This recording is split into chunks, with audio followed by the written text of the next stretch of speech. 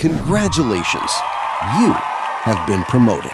Your new job title is Inventor of Money. No training, no onboarding, no one even tells you where the office is.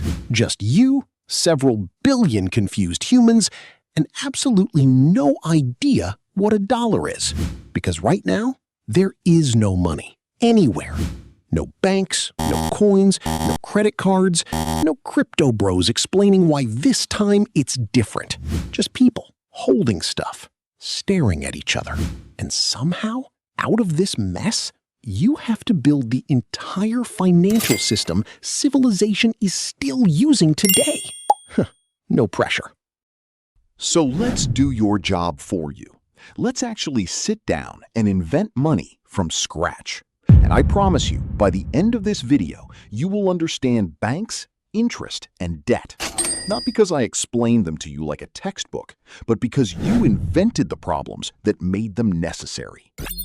Let's start with day one of civilization. Everyone has something.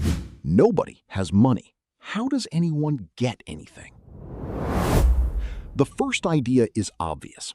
If I have chickens and you have shoes, we just trade. Chicken for shoes. Deal done. Everyone's happy. You are already regretting giving me this job because it sounds solved. Except, I don't want your shoes. I want rice. So now you have to go find someone who wants shoes and has shoes and is willing to give it to you and hasn't already made this exact same trade with someone else this morning. This is called the double coincidence of wants, which is a very fancy economist way of saying everyone has to want exactly what the other person is holding at exactly the same time, which basically never happens. Imagine trying to buy a coffee and the barista says, "Sure, but only if you happen to be carrying a spare goat." You don't have a goat. You just wanted a coffee. So barter, as a system for an entire civilization, collapses almost immediately. Not because people are stupid, because coordinating millions of exact matching wants every single day is a logistical nightmare. Congratulations! On day one of your new job, you have already created your first crisis. The council is looking at you, waiting. You need something everyone will accept, regardless of what they personally want. You need a middleman object. You need money. Okay, so you need a middleman object, something everyone agrees to accept, even if they don't personally want it. Easy. You pick something. Let's say shells. Pretty, rare-ish, everyone likes them. Boom. Shells are now money. Problem solved. You lean back in your chair. This job is easy. You're basically a genius. Then someone asks a question that ruins your whole week. Wait, what's stopping me from just collecting a lot of shells and never giving anything back? Oh no. Because here's the thing about shells. Some people are really, really good at finding shells and really bad at trading them for anything useful. They just keep them in a pile forever. Congratulations. You've just invented hoarding on day one. You should probably write that down. So now, half your shells are sitting in someone's basement doing absolutely nothing while everyone else is back to square one, standing around with chickens, praying for a goat. Fine. New rule. Shells need to actually keep moving through the economy for this to work.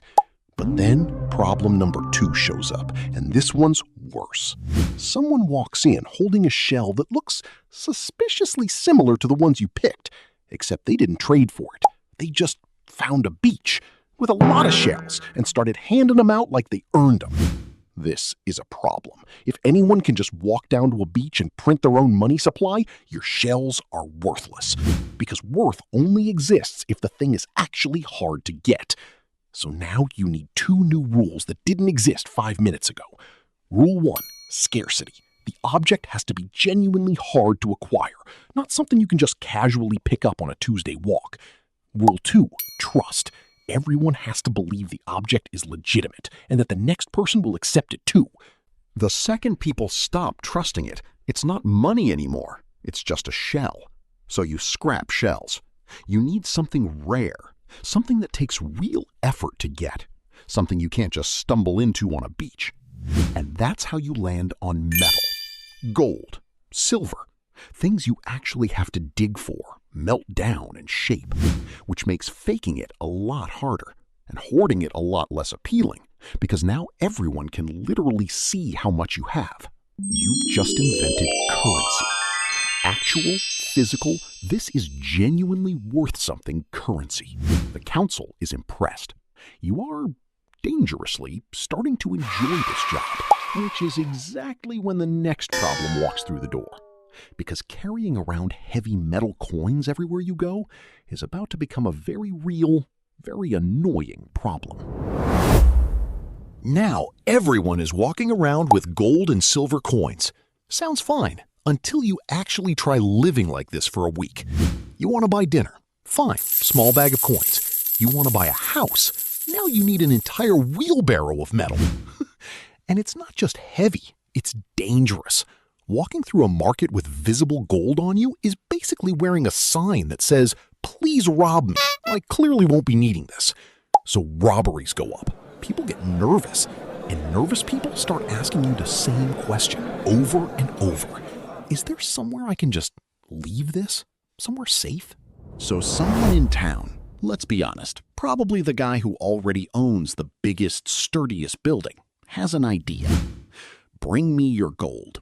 I'll lock it up, and I'll give you a piece of paper proving how much you deposited. This is the moment. This guy's building is the first bank. But look closer. What you actually just invented isn't the bank. It's the receipt. A piece of paper that represents gold without being gold. And here's where it gets interesting. People slowly realize something.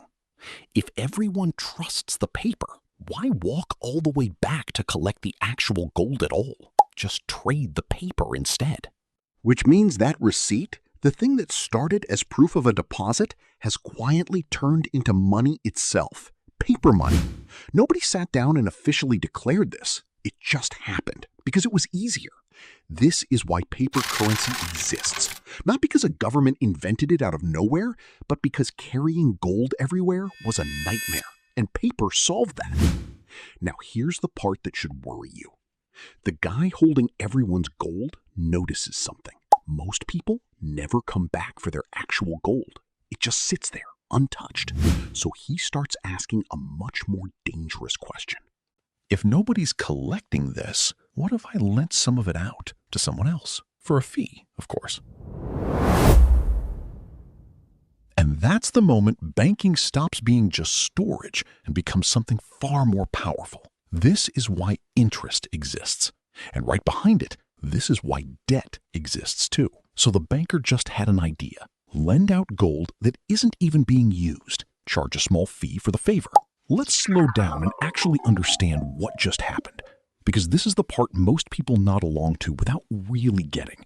Say 10 people deposit gold with him. In reality, most of them won't come to collect it anytime soon, so the banker keeps a small amount on hand, just in case a few people show up, and lends out the rest. Someone needs gold to buy a cart. The banker lends it to them and says, "Pay me back this amount, plus a little extra." That little extra is interest. And on the surface, it looks fair. The banker took a risk. He's owed something for that risk. Simple enough. But here's the part that changes everything. The person who borrowed the gold now owes more than he borrowed, which means he has to go earn extra on top of what he already needed just to pay it back. This is why debt exists, not as a punishment, as a direct result of someone lending you something today in exchange for you giving back more of it later. And once this idea exists, it doesn't stay small, because now anyone who wants gold sooner than they can earn it has a way to get it. A house, a cart, a business, anything. You just want it now instead of later. So you borrow now and pay for that convenience later. This single idea, pay a little extra to get something now instead of waiting, is the engine behind almost the entire modern economy. Loans, credit cards, mortgages, all the same basic trade, just wearing different outfits. But there's a catch hiding underneath all of this, and it's about to become your biggest problem yet. Remember, the banker only kept a small amount of actual gold in his vault. Most of it is out in the world, being lent, repaid, and lent again. Which means there are now more paper receipts floating around in the economy than there is actual gold sitting in the vault to back them up. On paper, everyone still thinks their receipt is worth exactly 1 unit of gold.